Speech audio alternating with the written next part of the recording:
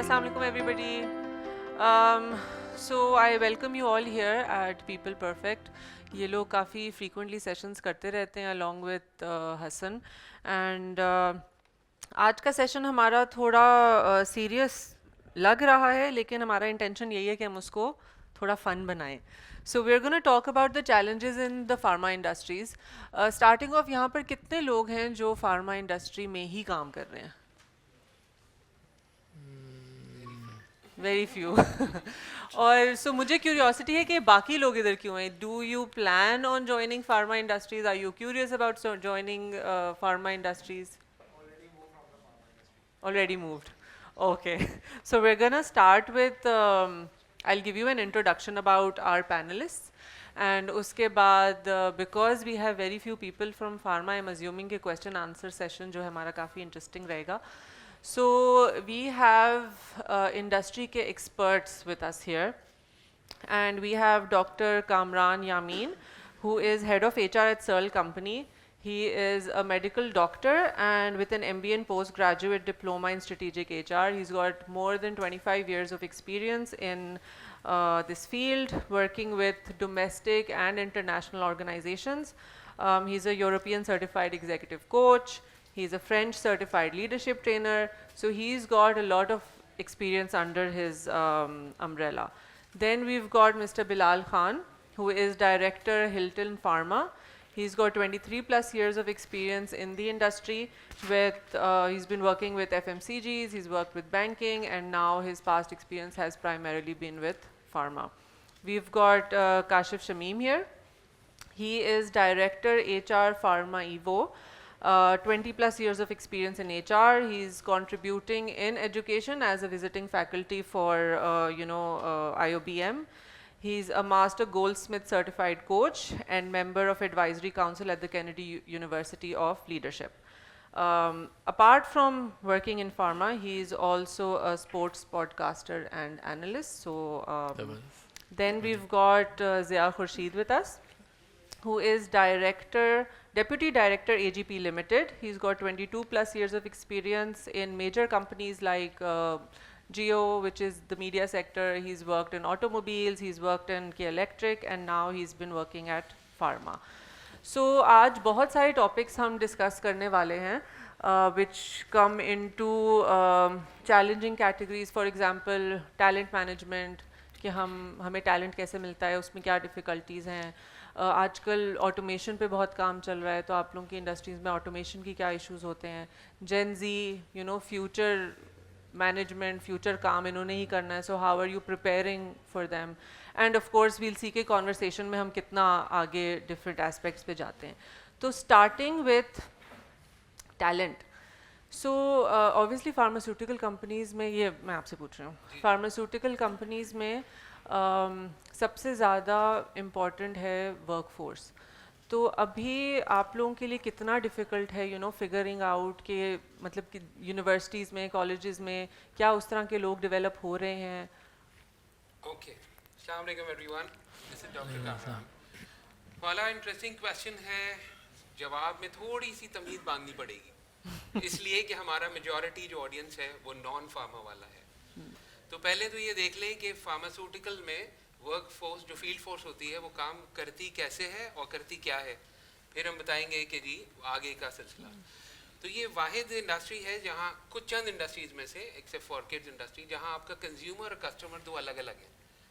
हमारा जो कंज्यूमर है वो डेफिनेटली पेशेंट है जो दवाई खाता है, बट हमारा जो कस्टमर है वो पेशेंट नहीं है, वो डॉक्टर है.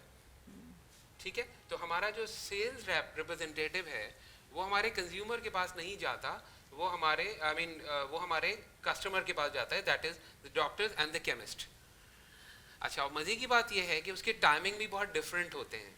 यानी आप 9 to 5 हैं, तो अमूमन जब आप लोग अपने ऑफिस से घर वापस जा रहे होते हैं तो वो सेल्स रिप्रेजेंटेटिव दोबारा अपनी कॉल पर जा रहा होता है. यानी वो पहले सुबह में 9 बजे, 9:30 बजे अपने कॉन्टैक्ट पॉइंट पे पहुंचता है, 1:30-2 बजे तक वो अपनी वर्किंग करता है अपने हॉस्पिटल्स में और अपने क्लिनिक्स में डॉक्टर्स के साथ और केमिस्ट के साथ, और उसके बाद वो वापस 2 बजे घर चला जाता है. फिर वो 5 बजे 5:30 बजे चाय पी के दोबारा आता है नैप लेके, और उसके बाद वो रात को 10 बजे 11 बजे 12 बजे तक फील्ड में रहता है। Quite strange.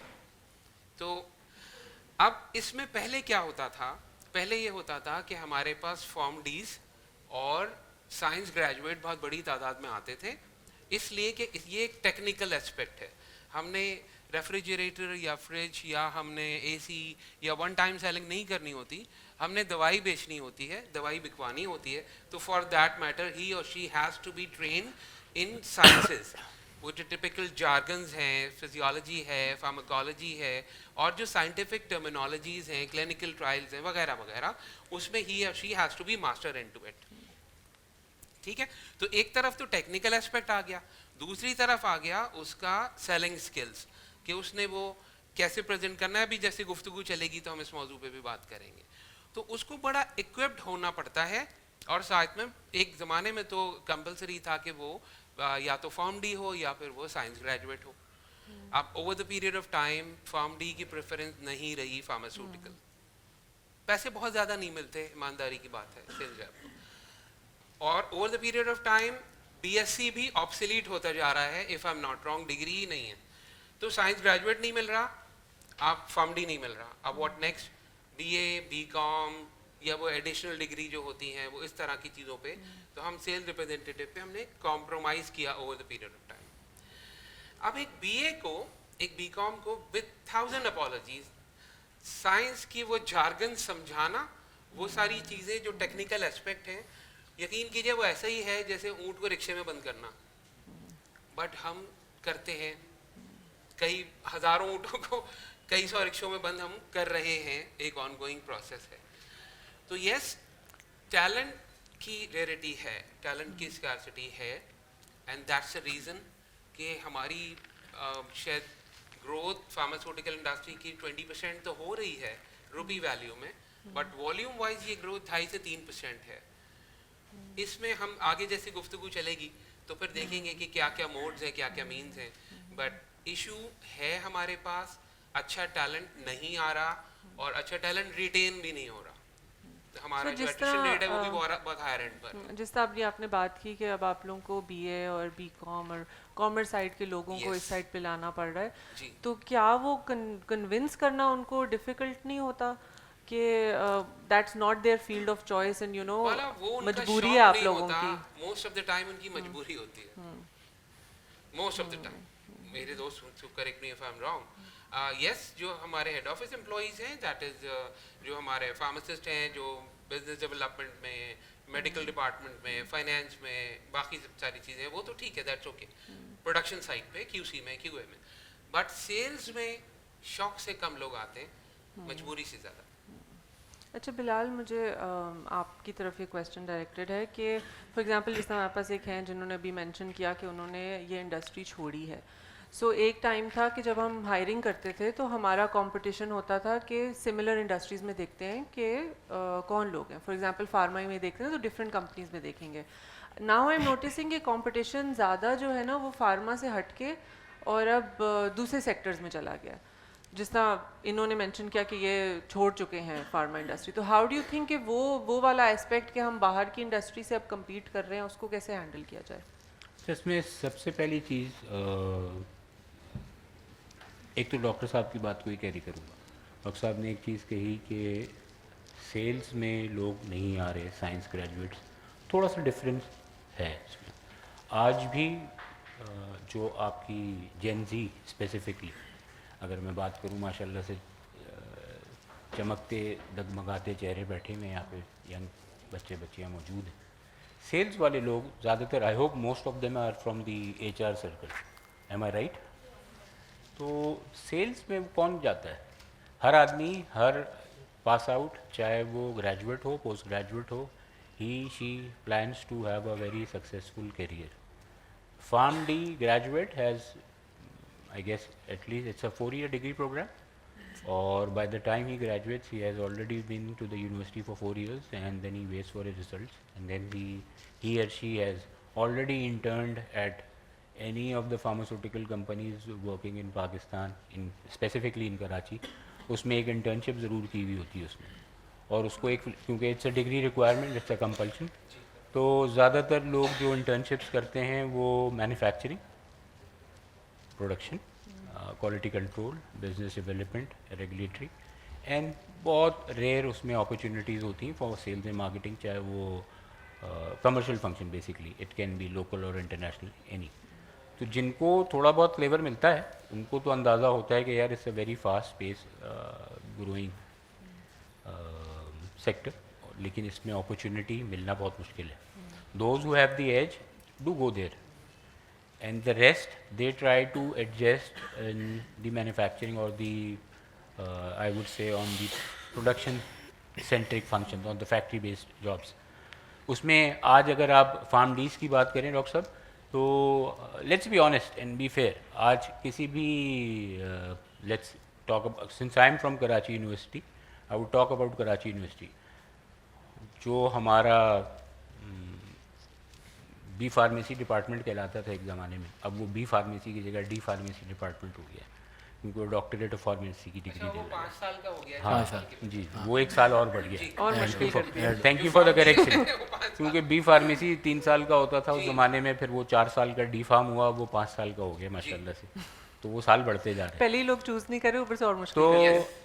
उसकी अगर आप पॉपुलेशन डिवाइड देखें, डाइवर्सिटी देखें, तो आपको अंदाज़ा होगा कि this it has around 70% females and 30% male. और ये भी मैं, this is I am saying on the higher side, Yes. अगर आप विजिट करेंगे तो शायद इससे भी ज़्यादा आपको वो मिलेगा। Maybe more than 80. हाँ, More than तो अब हमारा आज तक सेल्स का फंक्शन जो है, इसमें अल्हम्दुलिल्लाह पैन पाकिस्तान अब आपको फीमेल्स नज़र आएंगी जो सेल्स फंक्शंस में हैं, सेल्स एंड मार्केटिंग फंक्शन में मौजूद है, लेकिन स्टिल, क्योंकि जैसे डॉक्टर साहब को ही रिलेट करते हुए चलूँगा कि हमारा एक sales rep, medical rep, territory manager, whatever you may call it, और मेडिकल सेल्स ऑफिसर, उसको जो भी आप नाम दें, वो सुबह तकरीबन 9 बजे से अपनी जॉब शुरू करता है और एटलीस्ट रात के 10 बजे तक वो जॉब पे होता है। तो किसी भी फीमेल के लिए ये थोड़ा सा चैलेंजिंग और टफ एस्पेक्ट है। So the females we have, they try to opt for jobs that are factory based और office based, and they are for a routine of from starting from, let's say they leave their house at around 7:30 or 7 in the morning, and they return to their house at around the same time in the evening. So that is more easy for them. Relating to your question, कि जब आप talent की बात करते हैं, हम जब talent की तरफ आते हैं, टैलेंट को देखते हैं, तो हमारे लिए ऑफिस बेस्ड या फैक्ट्री बेस्ड या फिक्स पोजीशन जॉब्स जो हैं, उसमें तो हमारे पास टैलेंट बहुत ज़्यादा अवेलेबल है।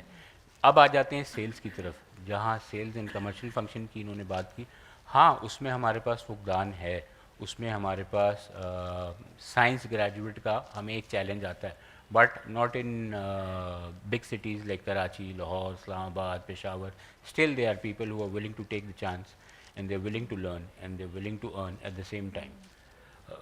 But in small cities, education का हमारा जो रेशियो वैसे ही पैन पाकिस्तान आप देखें तो वो कम है, उसमें उनके लिए ग्रेजुएशन करना ही एक बहुत बड़ा, बहुत सारे ख़ानदान में आपको ऐसे बहुत सारे लोग मिलेंगे रिमोट एरियाज़ में, जहाँ उसने ग्रेजुएशन कर ली है, तो वो भी उसके लिए एक बहुत बड़ी अकम्पलिशमेंट है। तो अगर उसने ग्रेजुएशन की, he tries to make a living, honest living for his family. जब हम चैलेंज की बात करते हैं, आज के दिन में जो चैलेंजेस हमें हैं इंडस्ट्री में, क्योंकि सिर्फ फार्म डी से ही हमारा वो नहीं चलता, हम जब बिज़नेस की बात करते हैं, हम बात करते हैं कि टैलेंट हम कहाँ से एक्वायर कर रहे हैं। आज वो कंपटीशन फार्मा इंडस्ट्री से मूव होकर ऑल इंडस्ट्रीज़ की तरफ चला गया। यहाँ ज़िया हमारे साथ तशरीफ़ रखते हैं। ज़िया माशाल्लाह से, Zia has a varied experience of work, he is heading, he is number 2 in HR for AGP माशाल्लाह से। He is been in the automobile industry, he will introduce himself. लेकिन आप देखिए कितना वेरीड एक्सपीरियंस है, तो इसका मतलब है टैलेंट की कमी नहीं है, टैलेंट मौजूद है, और लेकिन to have a good fit for your function is necessary. So Zia, what do you think, मतलब because obviously एक scarcity आ गई है talent की, तो are there any steps that you people are taking to, you know, build a talent pipeline, कि you know you already have like backup plans, a database already set in place? Okay अगर आप talent को divide कर देना, हमारे यहाँ pharma में जैसे इन लोगों ने बताया कि डिफरेंट हमारी मेजर फंक्शंस हैं, हमने अपनी ऑर्गेनाइजेशन में डिवाइड किया हुआ है। मार्केटिंग इन सेल्स है, टेक्निकल ऑपरेशंस हैं और फिर इनेबलिंग फंक्शंस हैं जो इनेबल करते हैं सारे फंक्शंस को काम परफॉर्म करने के लिए। तो इनेबलिंग फंक्शंस जैसे मैं एचआर में हूँ तो मैं इंडस्ट्री स्पेसिफिक नहीं हूँ, फाइनेंस वाला नहीं, आईटी वाला, they can move around in any industry, सही है।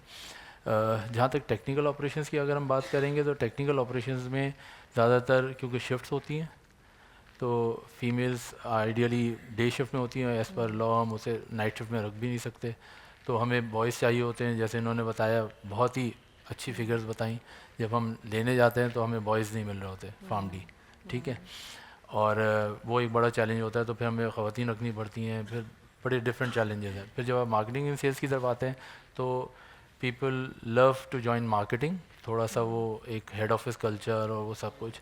जब आप उन्हें बोलते हैं कि फील्ड फोर्स में जाना है सेल्स में, तो फील्ड में जाते हुए माजरत के साथ जेनजी सारी बैठी हुई है, तो वो इवन मैंने भी जब अपना करियर स्टार्ट किया तो मैं हाउस ऑफ हबीब में था, यूनिलीवर में इंटर्नशिप करके जब मैं वहाँ आया तो मुझे उन्होंने कहा आप लोगों से अच्छा घुलते मिलते हैं तो आप सेल्स में आ जाएं। मैं रोडों पे नहीं जा सकता जबकि वो ऐसा नहीं था, ऑटोमोबाइल का वो सारा था। मैंने कहा मैं तो उसमें आपको अगर डॉक्टर के पास जाना है, क्लिनिक जाना है, तो उन खातून ने भी एक एक जगह मूव करना है। तो जैसे हमारी ऑर्गेनाइजेशंस में जो बड़े बड़े हमारे हॉस्पिटल्स हैं, आप वहाँ पे उन्हें कर देते हैं। पेशावर है, वहाँ गायनी वार्ड में मर जा ही नहीं सकता, तो वहाँ ख़वातीन ही आपको मिलती हैं। तो जहाँ जहाँ फीमेल को हम सर्जिकली डाल सकते थे हमने वहाँ पे किया, क्योंकि हमने DI के डिफरेंट अवार्ड्स और उसके कॉम्पिटिशन्स में पार्टिसिपेट कर रहे होते हैं। बट जो मेजर चैलेंज ये है कि आप अगर सेल्स फोर्स को भी दो हिस्सों में डिवाइड करें, ये तीनों माशाल्लाह एक्सपर्ट हैं। जो मेड रेप है ना, वो रन ऑफ द मिल आता है, उसका एट्रिशन वो 2000 रुपये छोड़ के भी चला जाता है क्योंकि उसकी सैलरी कम होती है, वो इंसेंटिव पे होता है।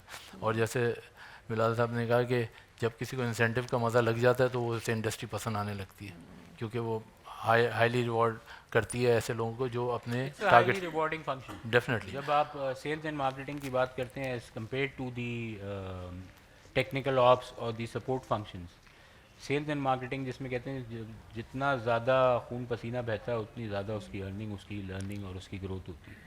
Fast earning and fast pace, जिसको कैरियर डेवलपमेंट आप कह सकते हैं, he keeps on progressing on the career ladder move. So क्योंकि ये वाली जो इंडस्ट्री है, मतलब एज ए लेमैन हमें होता है कि आजकल की जनरेशन ज़्यादा ट्रेंडिंग इंडस्ट्रीज़ की तरफ जा रही है, जिसमें टेक हो गया, मीडिया हो गया। सो इन ऑर्डर टू इंश्योर कि आप लोगों को भी कोई टैलेंट मिले, do you focus on alliances with universities?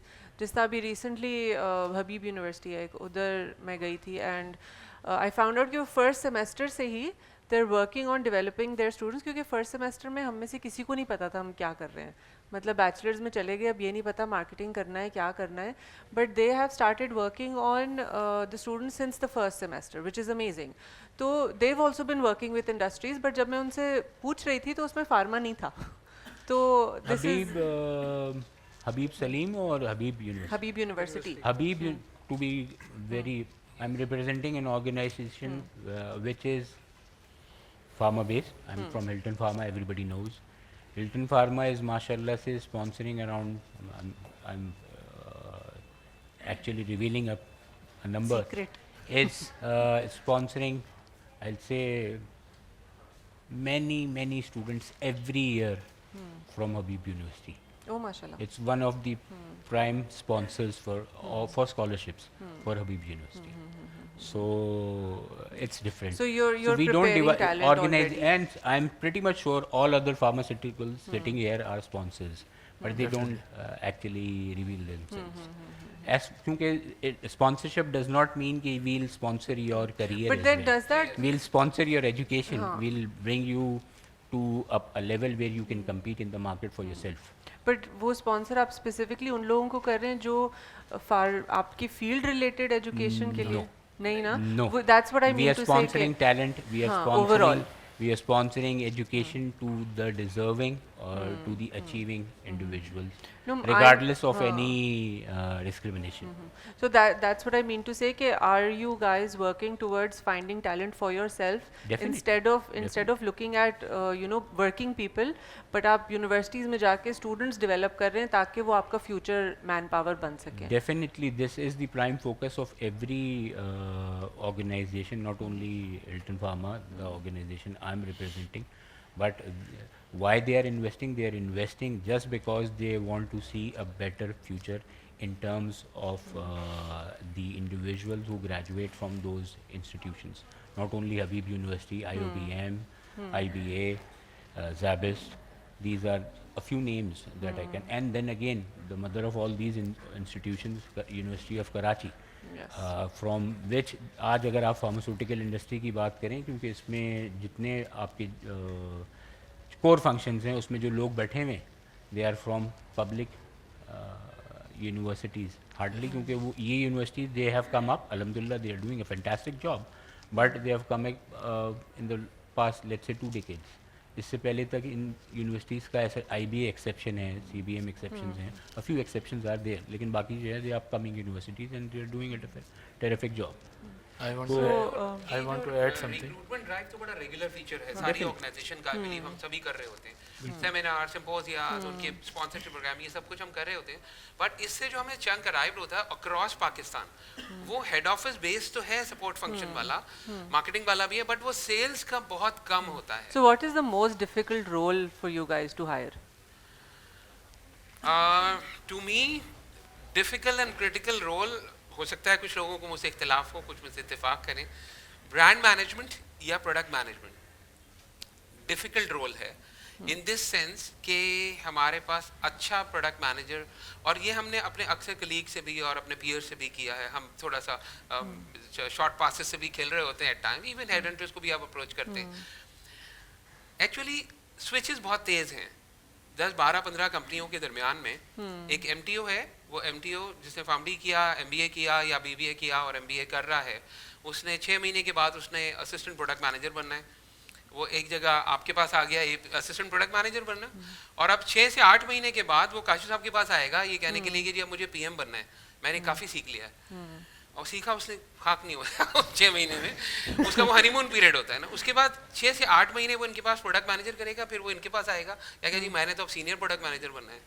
तो वो स्टफ जो पहले 5 से 6 साल में सीनियर प्रोडक्ट मैनेजर बनता था, अब उसकी कोशिश ये होती है कि वो 2 से 2.5 साल में, मैक्सिमम 3 साल में सीनियर प्रोडक्ट मैनेजर बन जाए. उसके बाद फिर उसको 8 महीने बाद ग्रुप प्रोडक्ट मैनेजर भी बनना होता है, और फिर मार्केटिंग में.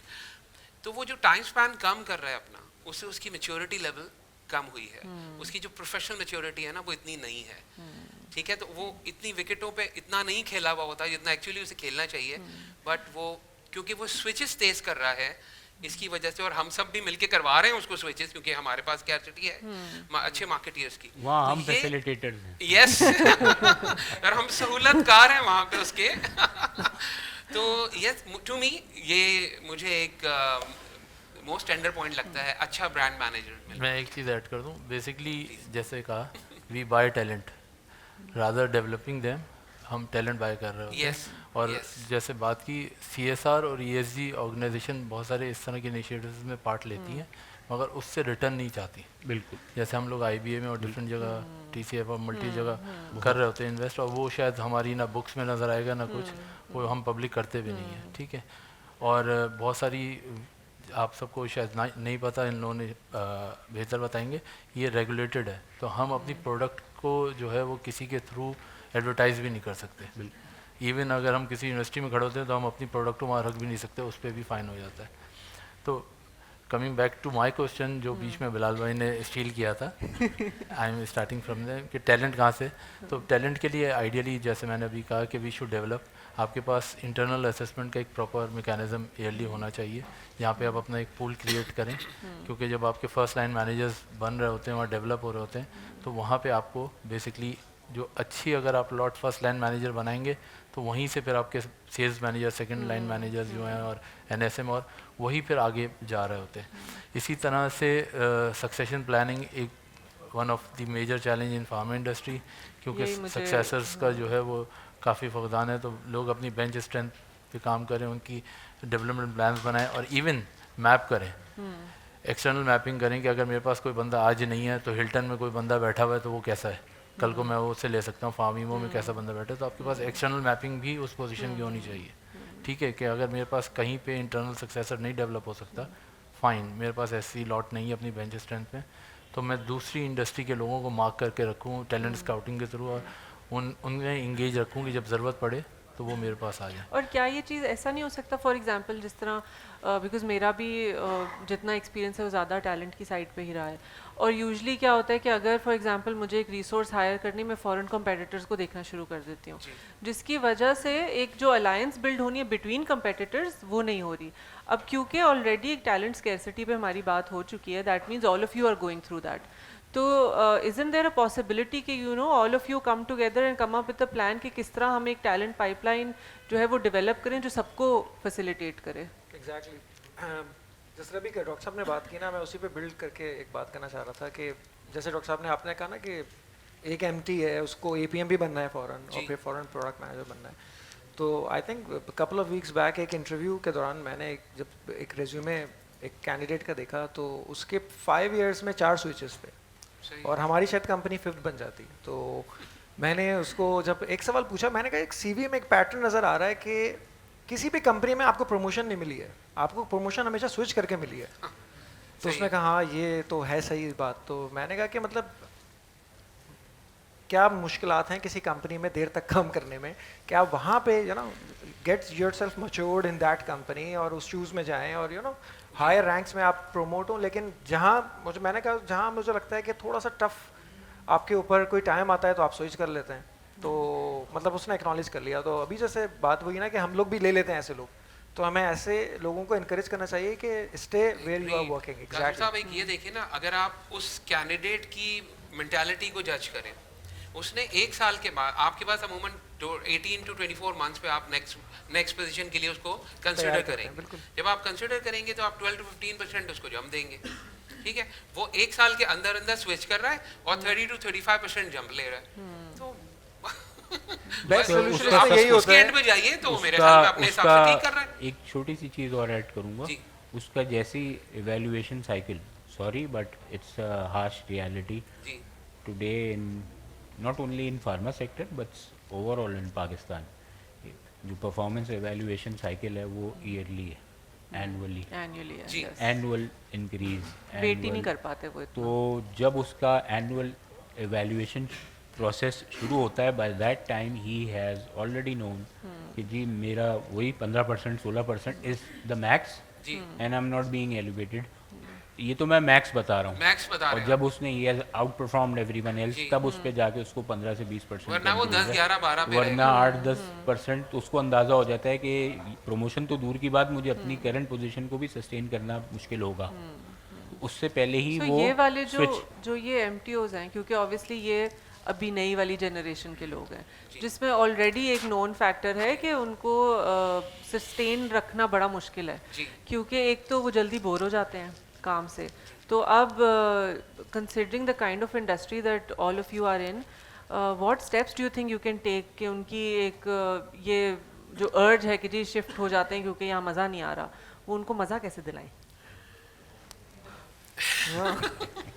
बहुत कुछ क्योंकि एक कॉम्पेंसेशन भी होता है। आई एग्री हमें I think instead of gun shot shooting हमें राइफल शूटिंग पे जाना पड़ेगा, थोड़ी सी चीज़ों को कस्टमाइज करना पड़ेगा और थोड़ा सा सेग्रीगेट करना पड़ेगा।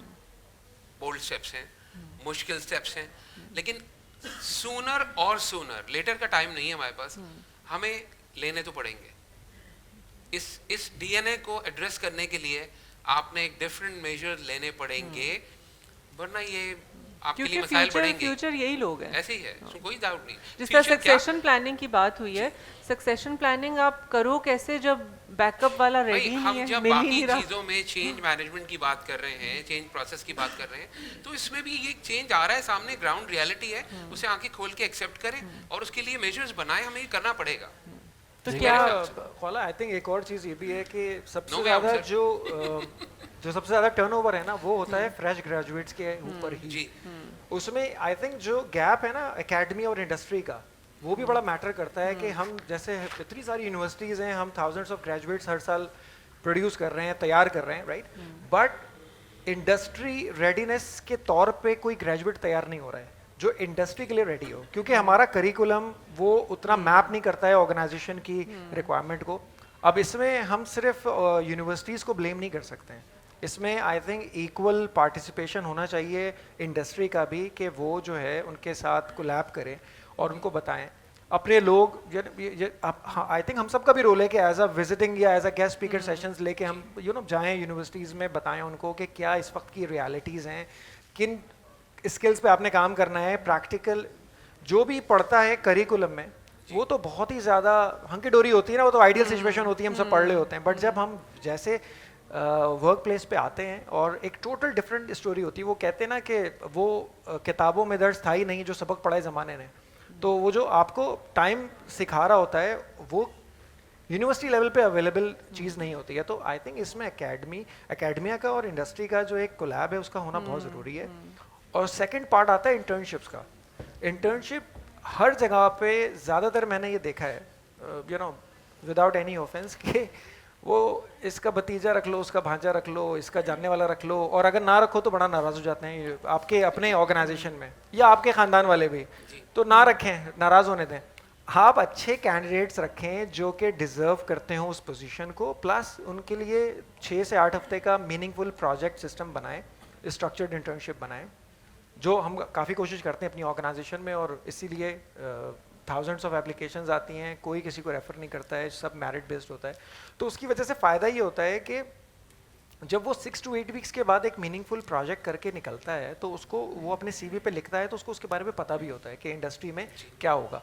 एक university, without taking any name, उनके एक ग्रेजुएट आया हमारे पास ना, तो उन्होंने बताया कि उनकी मेडिकल अफेयर्स में इंटर्नशिप हुई और उनका बड़ा ज़बरदस्त प्रोजेक्ट रहा सब कुछ। तो फाइनल प्रेजेंटेशन जब हमारी टॉप मैनेजमेंट के सामने होती है हर इंटर्न की, तो जब वो सामने खातून आई तो उन्होंने कहा कि मुझे पहली बार पता लगा है कि बहुत सारे फंक्शंस में हम काम कर सकते हैं एज अ फार्म-डी स्टूडेंट, यानी कि हम रेगुलेटरी अफेयर्स में भी जा सकते हैं, हम प्रोडक्शन, वरना तो कह रही है हमें सिर्फ पता था कि प्रोडक्शन या QC, दैट्स इट। तो ये काफ़ी जिम्मेदारी आयद होती है यूनिवर्सिटी पे भी as well as industry owners पे भी और इंडस्ट्री के लोगों पे भी, और उसमें हम सब शामिल हैं। बेसिकली आपने बिल्कुल सही कहा, मगर देखिए डिग्री कभी भी इक्वल नहीं होती कैपेबिलिटी की, तो बिल्कुल ये वाली बात इनकी जो है ना काशिफ की, बहुत नहीं, वो मैं एग्री कर रहा हूँ, रेलेवेंट है। इसी चीज़ को मैं सेकंड करूँगा। यहाँ पे जहाँ मैंने ज्वाइन किया, I rejoined Hilton in last year 2025 in October. Prior to my joining, they started a program last year. The internship program was their first program, Headway with Hilton, and it was in project-based internships, and they called for interns from all over Karachi University, basically the head office and the manufacturing facilities in Karachi. This year, we took it to Headway with Hilton 2.0. जो काशिफ वाली बात है बिल्कुल कि जी इसका भाई, उसका भतीजा, उसका भांजा, उसका मामा, we said no to all this. There were 6,000 applicants only from Karachi, and we had a CBT computer-based testing, and they applied, they cleared the test, they paid for the interview, and we started off the program. And we made it clear to everyone that whoever applies goes to the testing phase, comes to the interview, clears the interview, is applicable for the internship program. So this is, आज आप discipline build करेंगे, competition build करेंगे. आज MD cat का test होता है, चाहे वो इंजीनियरिंग के लिए हो, चाहे वो डॉक्टरी के लिए हो. आप देखें कि हज़ारों और उसमें बहुत सारे लोग हैं. अब वो इंस्टीट्यूशंस भी खुलते जा रहे हैं कि यूनिवर्सिटी के साथ साथ प्रेपरेटरी इंस्टीट्यूशंस भी खुलते जा रहे हैं कि जो आप यहाँ एक चीज़, दूसरी चीज़, इसी चीज़ को रिलेट जो ज़िया कह रहे हैं कि जी तालीम अलग है और प्रैक्टिकलिटी अलग है. आज मेडिकल, क्योंकि डॉक्टर साहब माशाल्लाह से ट्रेनिंग से भी वाबस्ता रहे हैं, कराची में आपको शायद सेल्स रेप की ट्रेनिंग के इंस्टीट्यूट्स कम मिलेंगे, लेकिन पाकिस्तान के रिमोट एरियाज़ में जहाँ तालीम इतनी आम नहीं है या इतना एक्सेस नहीं है, वहाँ वो मेडिकल रेप की भी ट्रेनिंग करवा रहे हैं प्राइवेटली कि how to become an effective medical representative और टेरिटरी मैनेजर. और ये क्योंकि हमारी तो माशाल्लाह से यहाँ पर जो talent with respect to sales and marketing और द कमर्शियल फंक्शन पाइपलाइन बहुत बड़ी है, क्योंकि बहुत बड़ा एक पॉपुलेशन चंक यहाँ पाकिस्तान का यहाँ कराची में मौजूद है। लेकिन आप कराची से जब मूव आउट करते हैं पैन पाकिस्तान, तो आपको नज़र आता है कि जी बहुत सारे ऐसे एरियाज़ हैं जहाँ even having a graduate degree is considered कि जी बहुत ऐसे ही है। फिलोसफर बन गए। तो how do you expect him to learn all the trades and skills after graduating? So he goes, he makes an effort, he tries to put his utmost efforts कि जी मैं अपने लिए ब्रेड एंड बटर ऑनेस्टी के साथ earn करूं और उस बात पे आऊँ कि जो फास्ट पेस्ड है और मैं उसमें परफॉर्म करूं और डिफरेंस क्रिएट करूं अपने में और दूसरों में। हाँ, तो ख्वाला का ही सवाल ये था कि उनको वो किक कैसे मिले। उनको जो एक दफा आ गए, अब 6-8 महीने में ना वो उनकी बस में जाती है, बोर हो गया, व्हाट नेक्स्ट। मैं वही तो बताने वो जो एंगेजमेंट है ना इस वाले वो एंगेजमेंट कैसे प्रोवाइड मतलब वो कॉम्पेंसेशन है, वो मैं कल्चर वही बता है। रहा था, जिस तरह आपने अपने इंटर्नशिप प्रोग्राम की बात की, we are doing seed program जो इंक्लूसिव है, जिसमें डिफरेंटली एबल्ड भी होते हैं और हमारे एबल्ड हम एक पूरा कोहॉर्ट रन करते हैं, this is the 3rd year और वो हम कर रहे होते हैं। बट मैं जो कह रहा था, डिग्री कैपेबिलिटी के बराबर नहीं होती है, बिल्कुल एकेडमी और इंडस्ट्री का ब्रिज होना चाहिए। बट जब आप किसी मैनेजमेंट ट्रेनिंग को ले आते हैं तो उसकी कैपेबिलिटी डेवलपमेंट करना आपका काम है और आप उसे डेवलप करके आप उसे अगर पाथ दिखाएंगे, ये सिर्फ फार्मा नहीं, मैं इससे पहले कि इलेक्ट्रिक में रहा हूँ, डिफरेंट इंडस्ट्री मेरी, हर दफ़ा इंडस्ट्री स्विच में जब भी मैनेजमेंट ट्रेनिंग आता है सबसे ज़्यादा एट्रिशन जो है वो आपके ट्रेनिंग प्रोग्राम में होता है और वो होगा, कोई मसला नहीं। अगर आप 20-30% भी सस्टेन करते हैं बहुत अच्छी बात है, बट उन्हें उन पे डेवलपमेंट वाली साइड पे काम करें। वो जब इंगेज होंगे ना, जो फ़न एलिमेंट क्या है, फ़न एलिमेंट ये कि एम्प्लॉय का एक्सपीरियंस क्या है, डिफरेंट एचआर की एक्टिविटीज़ के साथ साथ अगर वो इंगेज होगा, उसे पता होगा कि मुझे ये ट्रेनिंग्स भी दे रहे हैं, मेरी कैपेबिलिटी डेवलपमेंट भी हो रही है, मुझे पता है कि मैं 1 साल बाद ऑटोमेटिकली एपीएम बन जाऊंगा और विद सर्टन रेज बनूंगा।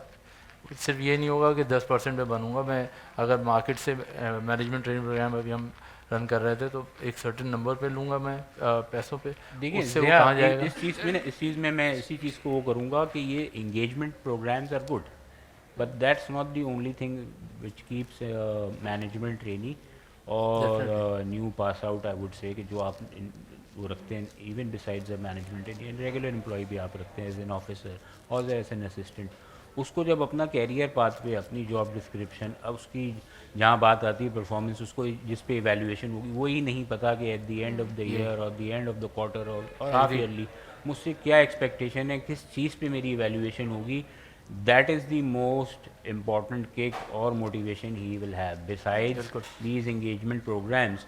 आज इसके आप अलावा अगर क्या आप steps अपना ले रहे मोबाइल हैं? देखें, आज 90% जो सॉफ्टवेयर हैं उस चीज़ पे सब कुछ डिजिटलाइज हो गया, it's all on your hand. वो ज़्यादातर इस चीज़ पे काम कर रहे हैं, देख रहे हैं कि आपका इंटरेस्ट आपका किस पर्टिकुलर एड पोस्ट वो क्या कहलाती हैं जो एक 10 Reel. सेकंड की Reel. रील्स किस में आप ज़्यादा इंटरेस्ट, तो the next one is automatically off your वही है। यही रील, यही जेनजी।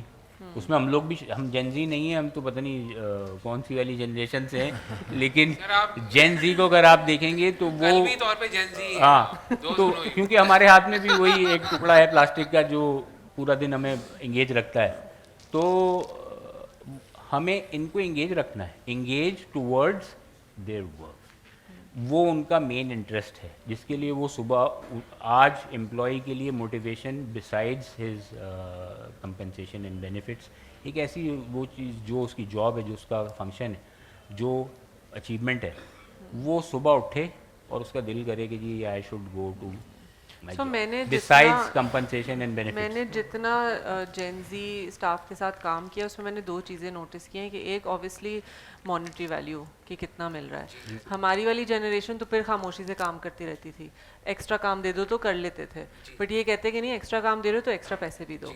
सो एक ये वाला फैक्टर, दूसरा फैक्टर लर्निंग का कि एक ही मोनोटोनस चीज़ अगर ये करते रहे ये लोग नहीं कर सकते, ये लोग बोर हो जाते हैं। तो बिकॉज आपने इतना काम किया in the training and development of this industry, तो how do you compare the efforts that you are making to other industries in terms of the effort that they are making? देखिए, इसमें हमें थोड़ा सा डायनामिक समझने होंगे typical multinational and national organisation के। अच्छा, अब वो MNCs जो है वो कम रह गई हैं। फार्मा में तो एक ज़माना था, आप सब विटनेस होंगे कि जी जब टॉप 20 में से 16 या 17 एमएनसीज होती थी, हार्डली 2 या 3, और मैं ये बात कोई बहुत पुरानी नहीं कर रहा, 12-15 साल पहले की बात कर रहे हैं हम ज़्यादा से ज़्यादा, जब 2 या 3 नेशनल कंपनीज होती थी, बाकी सारी एमएनसीज होती थी। अच्छा, अब एमएनसीज के ना सिर पे सींग होते हैं, यकीन करिए ना दुम होती है। वो लोग होते हैं जिन्होंने एक अच्छे कंड्यूसिव एनवायरनमेंट में, सिस्टम्स में, प्रोसेसेस में, कंप्लाइंट एनवायरनमेंट में काम किया हुआ होता है। यस, गोरा बहुत सिखाता है, इसमें कोई दो राय नहीं है। इंटरनेशनल ट्रैवल आपको बहुत सिखाती है, तो वो एक्सपोजर सिखाता था, ट्रैवल सिखाती थी, और डिफरेंट जो आपको नेशनैलिटीज़ के साथ, मल्टी नेशनल्स के साथ इंटरेक्शन आपको बहुत कुछ सिखाता था अनडाउटली। अच्छा, अब फिर वो एमएनसीज जाने लगी, एमएनसीज के लोग ही नेशनल कंपनीज में फिट इन होने लगे। आज भी नेशनल कंपनीज का जो मेजर स्टाफ है जिसने नेशनल को ग्रो कर रहा है, वो कहीं ना कहीं पुराना एमएनसीज का है। तो वो क्या चीज़ थी जो उनको, वो लोग, उनका स्टाफ था, वो थे उनके स्ट्रॉन्ग प्रोसीजर्स, प्रोसेसेस, कंप्लाइंट, और उनकी ग्रूमिंग, ट्रेनिंग एंड डेवलपमेंट, जो उनकी ग्रूमिंग हुई हुई थी। अब उनकी ग्रूमिंग वो होती थी जो 4-5 हफ्ते आप 5 स्टार में उनको ठहराते थे, और वहाँ चमचा और कांटा का इस्तेमाल करने से लेके how to dress, how to walk, how to talk, यहाँ से सिलसिला चल रहा होता था। एटिकेट, प्रोफेशनल एटिकेट, मैनरिज्म, फिर उसके बाद टेक्निकल एस्पेक्ट, फिर सेलिंग एस्पेक्ट, बिजनेस स्किल्स। तो वो एक सही मानों में जो है ना, आपको तराश खराश के वो कोयले की कान से निकाल कर और अंगूठी या गले का हार बनाने के वाला हीरा जो है वहाँ तक का सफ़र तय होता था। तो ये थी एमएनसी और नेशनल। ठीक है जी, अब एवोल्यूशन आया, नेशनल कंपनीज आ रही हैं, कुछ कंपनीज इन्वेस्ट कर रही हैं अपने लोगों पे, बट कुछ बिल्कुल भी नहीं कर रही। आपने एक मेडिकल रैप हायर किया, वास्ट मेजॉरिटी की बात कर रहा हूँ मैं, 90% की, उसको 1-2-3 दिन कुछ छोड़ा बहुत करवाया, उसके फर्स्ट लाइन मैनेजर ने, ट्रेनिंग फंक्शन से जैसे है ही नहीं, पीपल डेवलपमेंट से है ही नहीं, और उसको जो सो कॉल्ड हम कहते हैं उसको गत्ता, दैट इज जो डिटेल फोल्डर जो वो डॉक्टर के सामने जाके रखता है, उसको गत्ता पकड़ाया और डबल है जाने दो। अब वो जो भी सीखेगा ना, वो गिर पड़ के सीखेगा, या अपने उस, वो कहते हैं ना अक्सर ट्रक चलाने वाले या टैंकर चलाने वाले जो हैं, वो अपने गांव के भाई से ट्रक या टैंकर चलाना उसकी गोद में बैठ के सीखते हैं, और फिर वो जैसे वो सीखता है वो वैसे मैं वही कर रहा हूँ। तो वो गलतियां दर गलतियां, नस्ल दर एक को नस्ल सिखाया चला वो रहा आगे है। सिखा रहे और वही जी, चल वो रहा है। ऐसे ही चल रहा है। तो वो जो प्रॉपर लेजिटिमेट सेटअप, एक ऐसा वाला स्केल कि जी ये करना है, ये नहीं करना है, डू एंड डोंट्स, वो वाला सिस्टम नहीं है। अब यहाँ तो ये वो वाला सिस्टम आ गया कि ये लाल रंग का बटन देख रहे हो, हाँ जी दबा दिया, अरे भाई ये नहीं दबाना था, राइट ये फर्क है डू एंड डोंट्स में और एमएनसीज और इसमें। तो अभी भी यस देयर आर ऑर्गेनाइजेशन जो अपने लोगों पे काम कर रही हैं, तो उनकी पर्सनल ग्रूमिंग पे, उनकी डेवलपमेंट पे, उनके अटायर पे, उनकी कम्युनिकेशन पे वो ग्रो भी कर रही हैं। और वो लोग देखिए, दरो दीवार से, मशीनों से कभी ऑर्गेनाइजेशन नहीं बनती, ऑर्गेनाइजेशन लोगों से बनती हैं, लोग बनाते हैं और लोग ही ख़त्म कर देते हैं। जो हमारे एक पुराने वेलकम के डायरेक्टर मार्केटिंग होते थे, उनका इंतकाल हो गया मेरे करियर के शुरू में। वो कहते थे कि बेटा कुछ लोग होते हैं जो दवाई बेचते हैं और कुछ होते हैं जो कंपनी बिकवा देते हैं। तो यस देयर आर पीपल जो आइदर वे। अभी आपकी कॉल है कि लोगों को सर इन्वेस्ट करें लोगों के ऊपर या ना करें। So अभी what would you say? 1 trillion की, सॉरी 1 ट्रिलियन की फार्मा इंडस्ट्री बन चुकी है, 1 खरब की। How much we are spending on people? Points में, हार्डली पॉइंट्स में। जैसे पाकिस्तान अपनी हेल्थ केयर और एजुकेशन पे पॉइंट्स में खर्च कर रहा होता है, तो हम भी शायद पॉइंट्स में खर्च कर रहे हैं। इसको थोड़ा सा भी बढ़ा देना हम, तो अच्छे लोग निकल और कर। फॉर एग्जांपल जिस तरह ये इंडस्ट्री बड़ी रूल्स और उसकी बड़ी फिक्स्ड है, जी, तो regulated अगर- है basically. हाँ, Regulatory, Regulatory actual word. It's a regulated function. सो अगर हम सैलरीज की बात करते हैं, आई एम श्योर उसमें भी ऐसा ही कुछ होगा, विच इज़ वाई एक बंदा एक जगह से छोड़ के दूसरी जगह पर मूव हो गया और उसको हायर कर लिया, दैट मीन्स कोई तो कैपेबिलिटी देखी होगी ना। तो हम ऐसा क्यों नहीं करते हैं कि हम खुद ही उसको अपने पास रिटेन करने के लिए कोई स्टेप्स लें? Yes, internal equity is a huge factor, तो उस पे हम स्टेप लेते हैं जो वो लेटर लेकर आ ये जाता है। जो ये जो ऐसे ही गालिब साहब? ये सिनेरियो सिर्फ फार्मा पे नहीं है, ओवरऑल है। This applies to ये all. बिल्कुल पूरी बिल्कुल एचआर फ्रेटर्निटी पे है। अच्छा मैं सिर्फ आपको इसमें बताऊं फार्मा specific ईमानदारी की नहीं। बात, जब कंपनसेशन की आप बात करते हैं ना तो ये बड़ा सोशल सेफ एग्जिट इंटरव्यू में जवाब होता है कि मैं सैलरी के लिए जा रहा हूँ। बेटर मेजॉरिटी, हाँ मेजॉरिटी रीज़न इसके अलावा होते हैं। बिल्कुल बिल्कुल बिल्कुल ठीक है, Majority reason manager भी होता हाँ है। बिल्कुल Yes. जनरली लोग जो हैं वो पैकेजेस के लिए मूव करते हैं और पैसों के लिए, और अपनी ऑर्गेनाइजेशन को उस मैनेजर की वजह से फ्री में भी चले जाते हैं। लोग सेम पे भी जाते हैं, बहुत सारे लोग ऐसी ऑर्गेनाइजेशन को ज्वाइन करते हैं जो उस ऑर्गेनाइजेशन के टेयर से नीचे की होती है। तो एग्जिट के लिए बहुत डिफरेंट, सिर्फ पैसा एक नहीं है। सही है, हो सकता है पैसा कुछ लोगों के लिए इम्पोर्टेंट हो, मगर पैसे से ज़्यादा जो इन्वायरमेंट और जो कल्चर वहाँ का होता है वो बहुत इम्पॉर्टेंट होता है।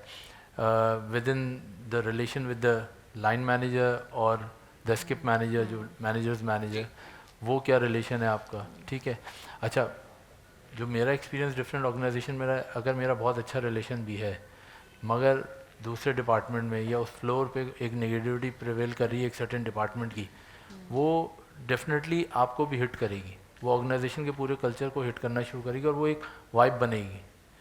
और मैंने अपने करियर में बैठ के अपनी टीम के साथ डिस्कशन में कहा कि यार हमारे यहाँ सब कुछ है, हम लोग आउटिंग भी कर रहे हैं, सब कुछ कर रहे हैं बिफोर दिस ऑर्गेनाइजेशन, मगर ये नेगेटिविटी आ कहाँ से रही है।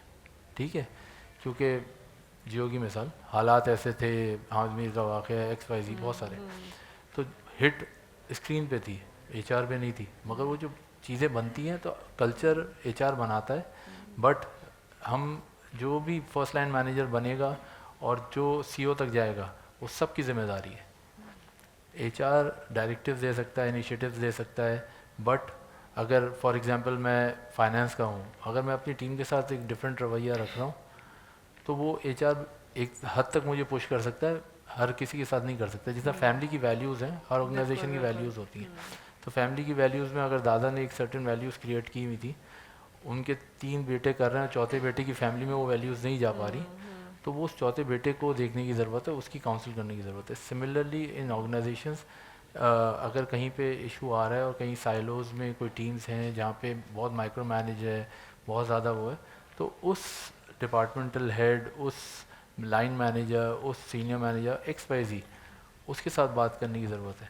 वंस जब टीम कनेक्ट करती हैं तो मेरा अपना एक्सपीरियंस है और मैंने दूसरों के एक्सपीरियंस से भी सीखा है, लोग अच्छी से अच्छी ऑफ़र को, even in my team, in my current team, लोगों ने अच्छी से अच्छी offer in different farmers with गाड़ी एंड ऑल छोड़ के उन्होंने वो रिटेन हुए मेरे साथ। मैंने कोई गाड़ी नहीं दी उन्हें, वो फिर भी रिटेन हुए। सही है, तो कहने का मकसद ये कि आप सिर्फ पैसे से नहीं, जेनजी के लिए ना बहुत इम्पोर्टेंट ये है कि उसे ट्रांसपेरेंसी चाहिए, उसे क्लैरिटी चाहिए कि है Environment क्या, कैसा है, culture मेरे क्या लिए है। आप क्या सोच रहे हैं। टॉक्सिसिटी है ना, आई थिंक वो उसको रिपेल करते हैं, बिल्कुल, तो वो टॉक्सिक एनवायरनमेंट, टॉक्सिक कल्चर उन्हें आप और इसमें I क्लैरिटी think दें। एक बात बड़ी इंपॉर्टेंट है कि इस वक्त जितने भी यहाँ पे लोग बैठे हुए हैं ना, सारे लोग जॉब मोस्टली जॉब ही कर रहे हैं, तो जितने भी लोग जॉब कर रहे हैं वो अगर आज ढूंढना शुरू करेंगे ना तो उनको करंट कंपनसेशन से बेहतर कंपनसेशन कहीं ना कहीं मिल मिल जाएगा। जाएगा। हाँ। ऐसा कभी भी नहीं होगा कि उनको उससे कम कंपनसेशन मिल रहा होगा अगर वो ढूंढना शुरू करें। बट द जो ट्रिगर करने वाला पॉइंट है ना, वो मैटर करता है कि क्या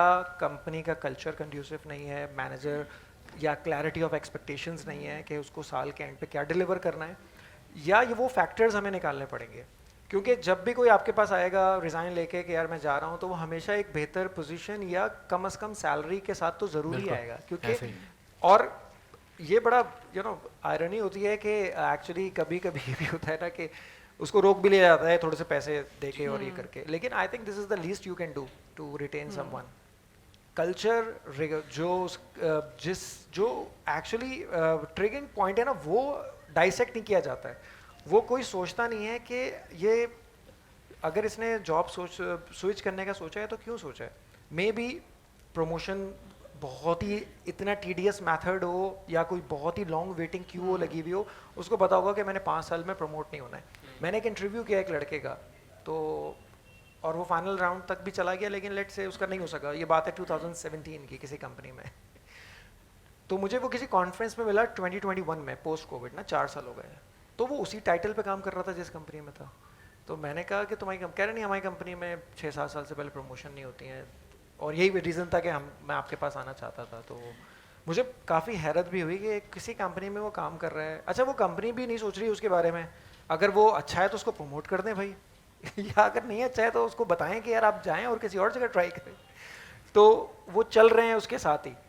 तो आई थिंक ये डिपेंड करता है कि किस एज ब्रैकेट में, हर एज ब्रैकेट के रिक्वायरमेंट भी डिफरेंट है। आपके पास एक 25 साल से 30 साल की उम्र वाला कोई रिज़ाइन लेके आएगा तो उसकी रिक्वायरमेंट या उसकी जो एक्सपेक्टेशंस है ना आपसे डिफरेंट होंगी। लेकिन अगर कोई 40 प्लस या 40 ईयर्स का आदमी आपके पास आएगा तो वो शायद किसी डिफरेंट चीज़ की वजह से आपके पास आ रहा हो। तो आई थिंक सबसे पहले ऑर्गेनाइजेशन के स्टेक होल्डर्स को ये ज़रूर देखना चाहिए कि रीज़न क्या है इसके पीछे, और उस रीज़न को भी ठीक करना चाहिए। वो जो वन ऑफ केस की तरह हम करते हैं ना कि अच्छा प्रमोशन वो हम कर देंगे, तो वो मसला सॉल्व नहीं हुआ है। मैक्सिमम जो एट्रिशन है आपका वो किस कैटेगरी से आ रहा है, that we need to deep dive, और क्यों आ रहा है, क्यों आ रहा है।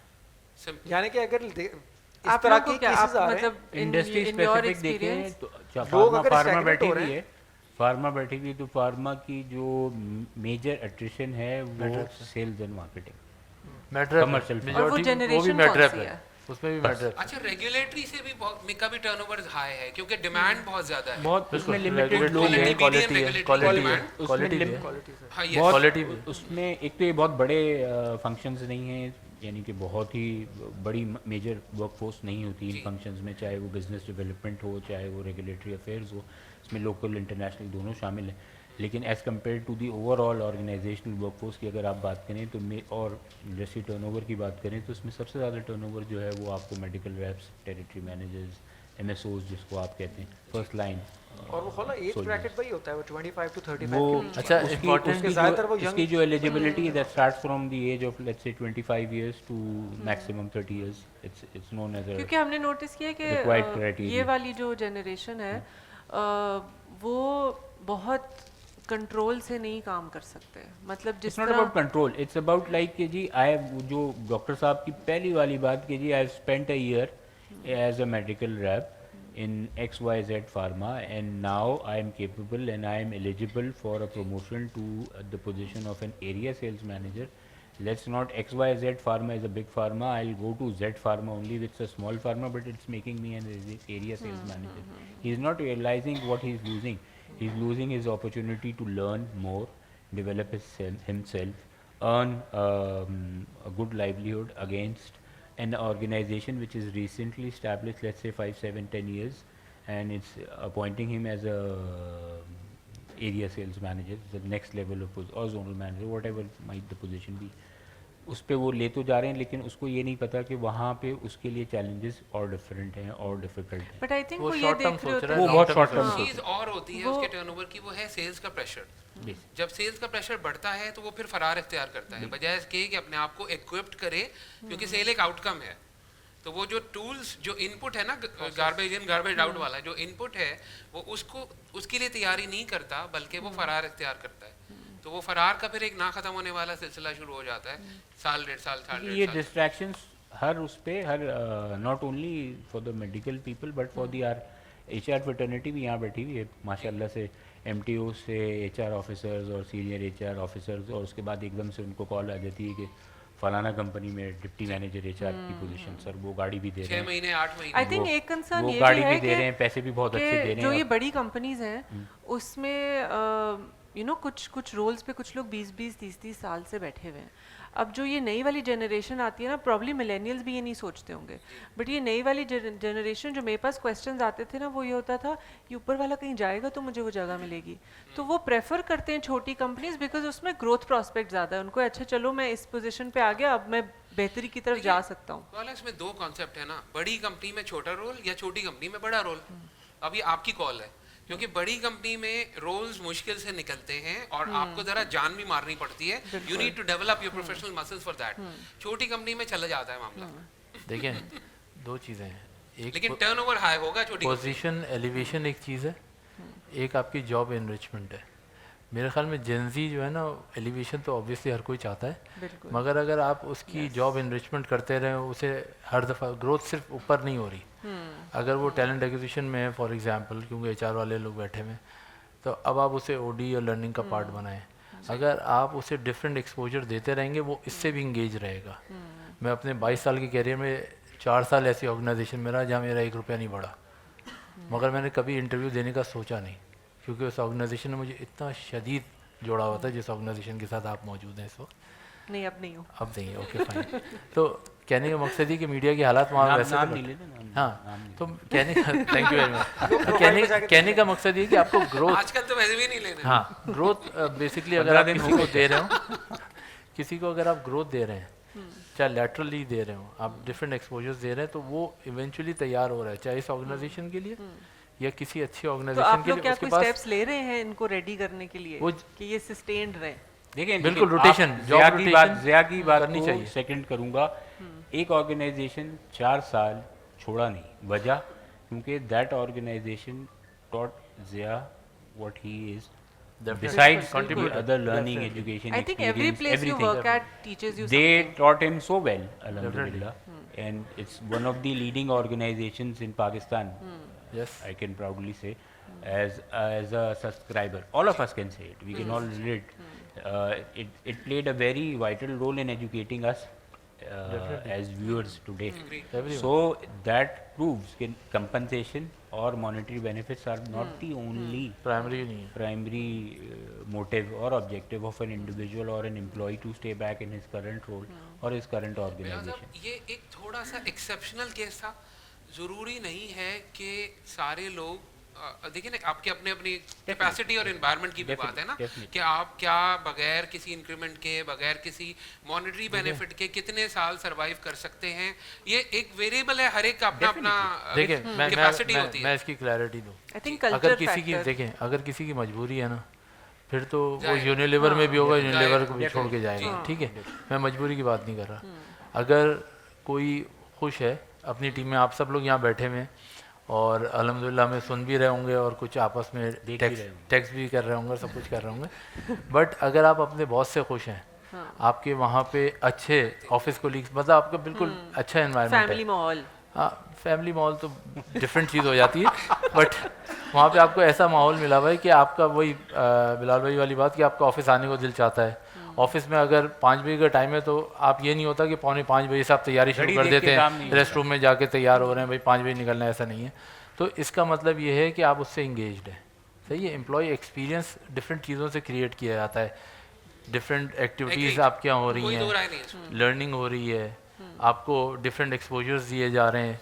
कुछ भी नहीं कर सकते, आपको सेकंडमेंट में भेज दें, आपको शेडो करा दें डिफरेंट चीज़ों के साथ, जॉब रोटेशन नहीं हो सकती, nth लेवल पे चीज़ें। तो अगर आप उसे इंगेज रखेंगे, उसे रोज़ नया टास्क मिल रहा है, अगर वो मोनोटनस उसमें लगा हुआ है, कुछ भी है, तो अब ये भी नहीं है कि लोग कंप्लेसेंट हो जाएं, मैं ये भी नहीं बोल जिस दिन रहा, मगर उसे employee नए से नए रोल सीखने की और लगन होनी organization चाहिए। दो चीज़ों की ओनरशिप ले लेता है ना एक एम्प्लॉय, कि ये रोल मेरा है और ये ऑर्गेनाइजेशन मेरी है, तो then he does not think of moving. वो रोल को भी ओन करता है, वो ऑर्गेनाइजेशन को भी ओन करता है बिलाल साहब, कि I am part of this organisation and my role और my job is equally important like any other role और any other job in this organisation. मैं थोड़ा सा डिफर करूँगा। उसमें सेल्फ मोटिवेशन आता है। अच्छा, you should be loyal with your job. Yeah. Organisation के साथ ज़रूरी No, नहीं no, है, no. ऑर्गेनाइजेशन मेरे साथ लॉयल Your है, मैं उसके साथ लॉयल हूँ। जॉब के साथ आप बिल्कुल जॉब एंड 100% प्रोफेशन एक- खुद एक ब खुद आप इसमें आगे मैं जाओ। एक इंग्रेडिएंट और ऐड करूं, इसमें थोड़ी सी नमक मिर्च मैं भी मिला, और वो है कि अगर कोई मजबूरी नहीं है, मतलब वो है ना, तंगदस्ती अगर ना हो गालिब तो तंदुरुस्ती अज़ार नेमत है। बेशक। तो अगर तंगदस्ती वाला या फाइनेंशियल क्रंचेस का मामला नहीं है, तो people leave and join because of people. Definitely 70 to 80% आपको काम समझ में भी नहीं आ रहा ना, लेकिन अगर एनवायरनमेंट अच्छा है, आपका बॉस टॉक्सिक नहीं है, कोऑपरेटिव है, हेल्प आउट करता है, हैंड होल्डिंग कर रहा है, और फैमिली बाकी इन्वायरमेंट बिल्कुल सही कह रहे हैं। लोग अगर लोग नहीं छोड़ते, अगर आप रुकते हैं। घरों की मिसाल भी लें, लेकिन अगर टॉक्सिसिटी ज्यादा है और पैसे भी ज्यादा हो तब भी छोड़ते हैं। Agreed. लेकिन बहुत सारे लोग टॉक्सिसिटी बता, जिस तरह वो बात कर रहे थे कि जब मजबूरी वाला, रिजाइन किया मजबूरी है जब तक है ना, जब उसे ऑप्शन मिलेगा। But it's also environment. For example resign किया है उसने, क्योंकि हम लोग क्या करते थे, रेजिग्नेशन पे कोई बुराई नहीं लिखता, जी। क्योंकि उसने तमीज से जाना है, वो चाहता है उसके सारे लेटर उसको मिल क्योंकि जाए। उसमें रेजिग्नेशन जो है ना वो नेक्स्ट ऑर्गेनाइजेशन में प्रेजेंट हाँ, करता है। वही तो कह रही है, ये याद सारे लेटर रखें, मिलते हैं। इम्पोर्टेंट ये नहीं है, उसकी इम्पोर्टेंट तमीज़ यहाँ पे आ जाती है। इम्पोर्टेंट ये नहीं है सिर्फ लेटर का, उसे ये पता है दुनिया गोल है, ये फिर कहीं बॉस बना बैठा होगा बिल्कुल। या मैं कहीं बैठा हूँ ये बॉस आ जाएगा मेरे लिए।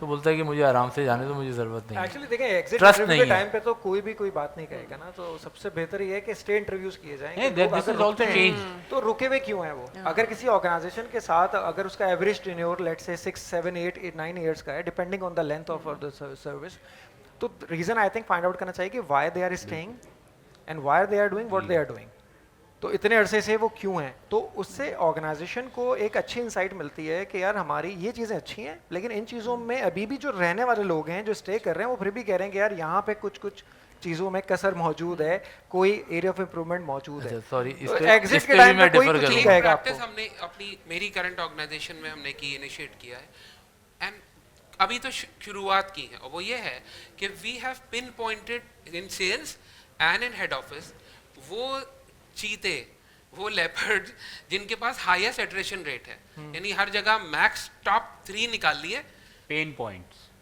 द मोस्ट टेंडर पॉइंट हमारी मेडिकल टर्मिनोलॉजी में जो मोस्ट टेंडर टू टच वाला जो है ना सेल्स में, वो बता आइडेंटिफाई के कर नहीं जा लिए रहा हैं, ना। आइडेंटिफाई किए और फिर उनको थोड़ा सा समझने की कोशिश की कि क्या जेन्युइन था, क्या जेन्युइन नहीं है। कहीं जहाँ कोचिंग की जरूरत है वहाँ कोचिंग कर रहे हैं, जहाँ काउंसलिंग की जरूरत है उन्हें काउंसलिंग कर रहे हैं। तो कोशिश कर रहे हैं एटलीस्ट वो जो होते हैं ना टॉप 5 जो लीडिंग सिकंदर होते हैं ना हर ऑर्गेनाइजेशन के, एट्रिशन के जो बादशाह हैं, ड्राइव कर रहे होते हैं उन पे, हाँ ड्राइव कर रहे होते हैं, उन पे थोड़ा सा अब काम ये करने की जो कोशिश कर रहे ये हैं। जो एक बात नई बताऊं? जेन जी आई है, ये अब काशिफ एक ज़माना था कि लोग एग्जिट इंटरव्यू में सब कुछ अच्छा है, सब अच्छा है, अच्छा है सर। ये नहीं, सच नहीं, आप बोलते बड़े खुद हैं। आगे बात कर अब रहे हैं। जो है ये अब तो ये भाई- एक एक चीज लेके जाते जी हैं सर, कि ऐसे- ये टाइमिंग, ये Yes. लंच, ये अच्छा, मॉनिटरी, बात ये कर रहे हैं। कंपनसेशन इससे भी बेनिफिट, differ ये कर मेरा लो। बॉस। अब असल में मसला क्या है, जेनजी हो सकता है आपको एग्जिट इंटरव्यू ही ना दे और वो ऐसी चली जाए, वो आपसे लास्ट मंथ की सैलरी भी ना ले। हाँ, आप बात समझ रहे हैं? Yes, इससे- there are cases, ऐसा हो बिल्कुल। रहा है। जो बिल्कुल, बिल्कुल। मरते हुए सच नहीं बोल रहा, वो आपके सामने यहाँ रहते हुए टीम में सच कैसे बोलेगा? जो इन्होंने कहा मुश्किल है, नहीं बोलेगा। इसी के लिए HR बिजनेस पार्टनर जो कॉन्सेप्ट 3 लेगेड मॉडल आया था डेवलप का, वो आपके साथ रहते हैं हर वक्त और वो आपके अंदर से पल्स लेकर, HR का काम एक बड़ा मेजर है जो हम भूल जाते हैं, पल्स जनरेशन है कि नीचे चल क्या रहा है। अगर कोई ज़िया की टीम में बैठा हुआ है और ना खुश है तो क्यों ना खुश है, HR इतना ज़्यादा उसके साथ इंगेज हो कि उसकी चीज़ें उसे पता हों, तो वो मैनेजमेंट के पास वैसी पल्स जनरेट करे कि ये चीज़ यहाँ हो रही है। तो रादर ज़िया को आप काउंसिल करें, उसके कहने पे ये जो नीचे बंदा है वो तो नहीं बोलेगा, और रादर उसका आप वेट करें, आप खुद से उस चीज़ पे प्रोएक्टिवली लें और एक्शन प्लान्स बनाएं। Engagement service, climate service, nth level पे सर्विस सब होते हैं, सब लोग करते हैं। लोग अच्छा भरते ही नहीं क्योंकि उन्हें पता है एनोनिमस नहीं है, IP ट्रैक हो जाएगी, 10 चीज़ें हो जाएंगी।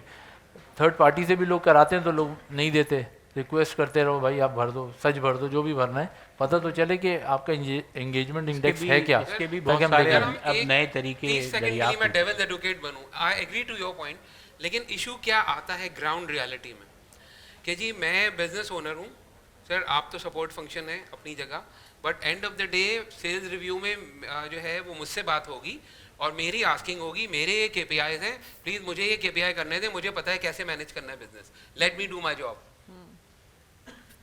स्ट्रेट। ये एक sort of shut up call Harsh होती है, reality. शटअप कॉल मिलती है HR को ऑन एंड ऑफ, उधर कहीं प्यार से और कहीं कम प्यार से, कहीं ज्यादा प्यार से, बट शटअप कॉल मिलती है कि जी let me do my job. Business की आस्किंग मुझसे होगी सर, आपसे नहीं होगी, ठीक है, आप मुझे पता है मेरे KPIs। अच्छा चलें, लेट्स यही चीज़ Am I कल्चर right? है, ऐसे ही है? दिस इज द कल्चर, यही Let's- कल्चर है।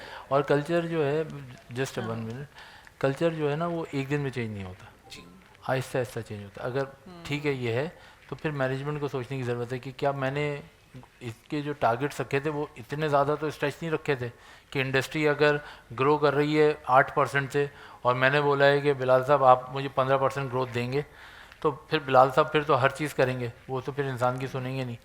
तो एज ए अच्छा, मैनेजमेंट वो फिर बिलाल और साहब नीचे सबको करेंगे आइदर बाय क्रुक और बाय क्रुक, इसमें हुक तो होगा ही नहीं। क्योंकि बिलाल साहब ने अकेले तो करना नहीं है, बिलाल साहब ने ज़िया साहब को भी लगाना है, हाँ, डॉक्टर साहब को भी सबको, लगाना है, सबको। गालिब साहब को भी लगाना है, सही है तो बिलाल साहब सबको लगा के सही है, और सही फिर है। वो नीचे It's a ट्रिकल डाउन होगा, collective team effort. नहीं वो ट्रिकल डाउन होगा कि जब लेकिन ऊपर डॉक्टर साहब, ऊपर जैसे प्रेशर आएगा sales नीचे भी KPI आएगा। है ना, वैसे रिटेंशन भी एक KPI है। तो बिल्कुल। एग्जैक्टली तो है, अगर बिल्कुल है। वी हैव मेड और- श्योर हाँ, this exactly. Year we have made sure क्योंकि लास्ट ईयर परफॉर्मेंस मैनेजमेंट में अगर उसके पॉइंट्स कटेंगे तो रिटेंशन से भी बिल्कुल, कटेंगे, बिल्कुल। तो वो कह सकता है कि यार ये- मुझे इसको मैनेज करना है, this but should be not answerable तो only है। But it's at time it's फिर वो मलबा, it's a वो जो हम- KPI, it वो should be मलबा डाल part रहा of है, your फिर आपके incentive ऊपर policy डलेगा। as well.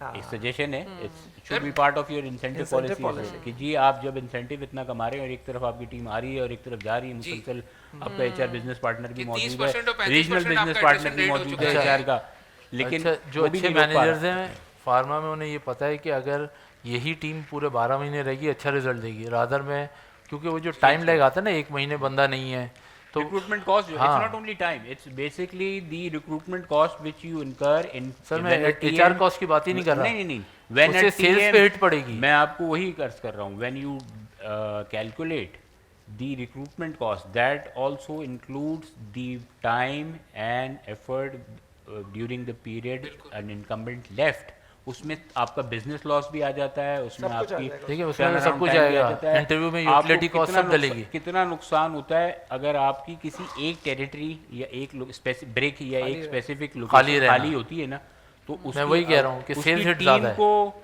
उसके एरिया मैनेजर को, उसके सेल्स मैनेजर को, नेशनल सेल्स मैनेजर को, बिजनेस मैनेजर को और पूरे बिजनेस यूनिट फंक्शन को कितना फर्क पड़ता है अगर इतना फोकस वो कर ले।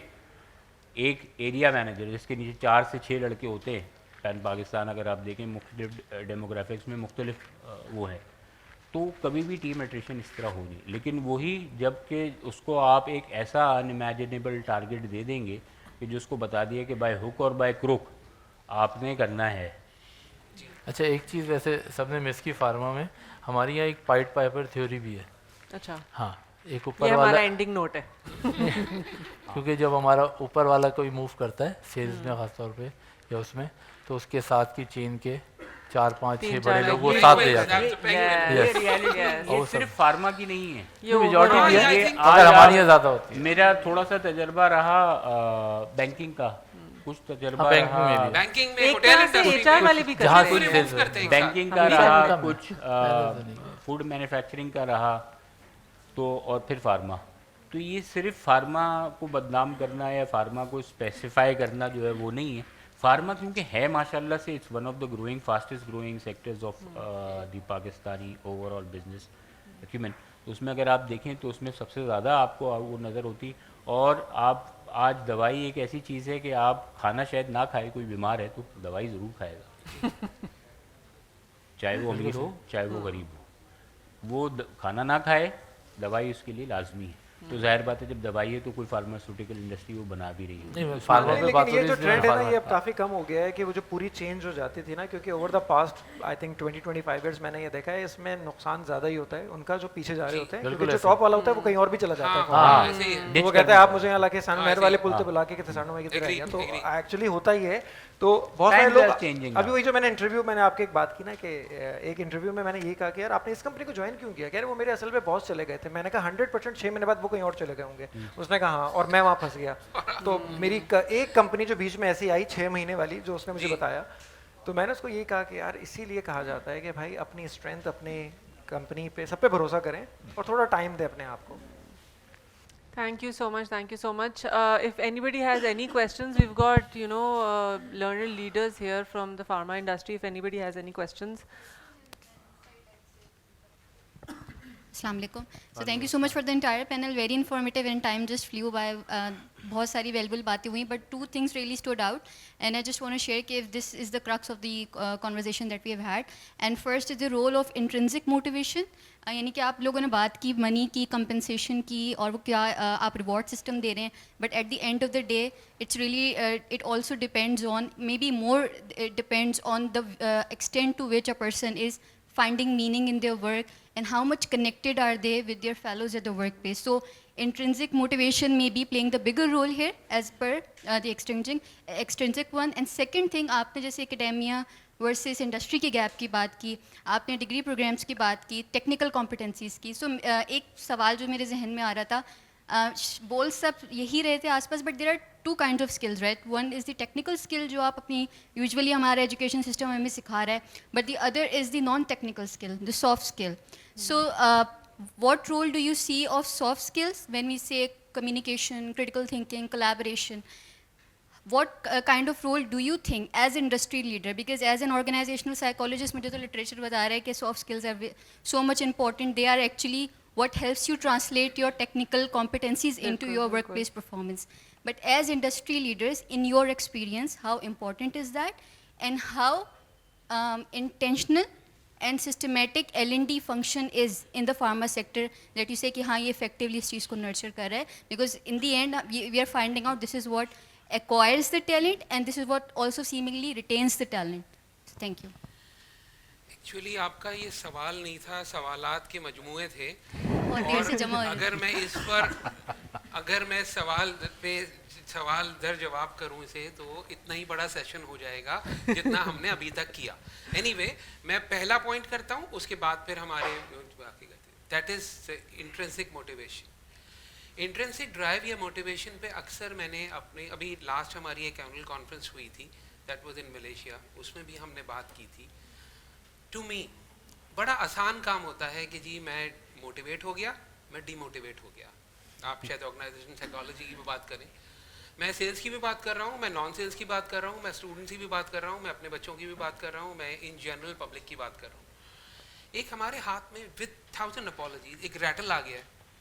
मैं मोटिवेट हो गया इस बात से, मैं इस बात से डीमोटिवेट हो गया, मैं इससे मोटिवेट हो गई, मैं इससे डीमोटिवेट हो गई। भाई हमारे अंदर हम अशरफुल मखलूक़ात हैं, हम दूसरा हमें ड्राइव क्यों करे?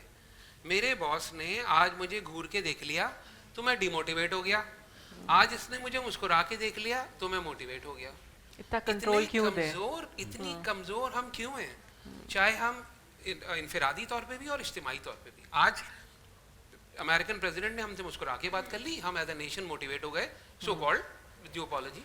आज उन्होंने एक ज़रा सा हार्श स्टेटमेंट दे दिया, हम एज ए नेशन डिमोटिवेट हो गए। भाई हम कहाँ एग्जिस्ट कर रहे हैं? तो आप एक प्रोफेशनल के तौर पर कहाँ एग्जिस्ट कर रहे हैं? ये मैं अपने मेडिकल रैप से लेके अपने डायरेक्टर सेल्स तक को कहता हूँ कि भाई बी स्ट्रॉन्ग, ठीक है? मोटिवेशन और डिमोटिवेशन का स्विच अपने अंदर लेकर आओ, कोई बाहर से ड्राइव ना करे तुम्हारे स्विच ऑन और ऑफ को, ठीक है? तुम्हें ये पता हो कि मैं एक सेल्फ एनर्जेटिक पैशनेट आदमी हूँ, मेरी मोटिवेशनल का स्विच, मेरी मोटिवेशनल की बैटरी मेरे अंदर है, इट्स ऑल हियर। अगर आप कहीं जाना चाहते हो तो पहाड़ तो चढ़ना पड़ेगा, उसमें सांस भी फूलेगा, चोटें भी लगेंगी, गिरोगे भी, संभलोगे भी, but you need to drive yourself. कोई और तुम्हें धक्का क्यों दे लाइफ में, राइट? तो ये तो हो गई मोटिवेशनल वाली स्टोरी। जो टेक्निकल एस्पेक्ट है क्विकली फिर हमारे बाकी दोनों एस्पेक्ट फार्मा में कवर करने होंगे, दोनों एस्पेक्ट बैंकिंग में भी कवर करने होंगे, दोनों एस्पेक्ट टेक्सटाइल में भी कवर करने होंगे। तो आप जहाँ भी जा रहे हैं आपको बिजनेस स्किल्स, सेलिंग स्किल्स और technical aspect whatsoever the industry is, इसके कॉम्बिनेशन को लेके चलना पड़ता है। अलोन टेक्निकल पे जाएंगे तो फिर आप लीडरशिप तक नहीं पहुंच सकेंगे, अलोन लीडरशिप तक बिजनेस स्किल पे जाएंगे तो फिर टेक्निकल रह जाएगा। जैसे जैसे आप पिरामिड में ऊपर जाते हैं लीडरशिप बढ़ता जाता है, स्फीयर टेक्निकल कम होता चला जाता है, बट टू स्टार्ट विद आपको दोनों को साथ लेके चलना होता है। Sir I guess that covers मैं सिर्फ एक चीज़ ऐड करना चाहूँगा, सारे हमारे HR के यंगस्टर्स बैठे हुए, सॉफ्ट स्किल्स कोई चीज़ नहीं होती, ठीक है? एसेंशियल स्किल्स होती हैं, ठीक है? सॉफ्ट ऑफ ये पुराने ज़माने की टर्मिनोलॉजीज़ हैं, जिस तरह अब हमारे यहाँ CNB VNB हम कहते हैं ना, कंपनसेशन एंड बेनिफिट। कंपनसेशन किस चीज़ की? कंपनसेशन नहीं है, रिवॉर्ड है, सैलरी इज़ ऑल्सो रिवॉर्ड। अब ग्लोबली टोटल रिवॉर्ड कहा जाता है, ठीक है? सोच है, तो कंपनसेशन नहीं है कि मैंने काम किया। तो हम सबको, जैसे इन्होंने कहा, पढ़ने की ज़रूरत है, पढ़ने की ज़रूरत है कि दुनिया में हो क्या रहा है। मेरी जो US सर्टिफिकेशन है हमने जब 2015 में की थी, तो उस वक्त मेरा दिमाग खुला कि यार ये बहुत डिफरेंटली दुनिया सोच रही है और हम डिफरेंटली सोच रहे हैं। तो ये एसेंशियल स्किल्स हैं। एसेंशियल स्किल्स आपके लिए क्या, हर बिज़नेस के लिए लाजिम है, और ये CEO तक के लिए लाजिम है। CEO भी जाते हैं डिफरेंट अपने जो कोचेस के पास और डिफरेंट CEO तक जाते हैं।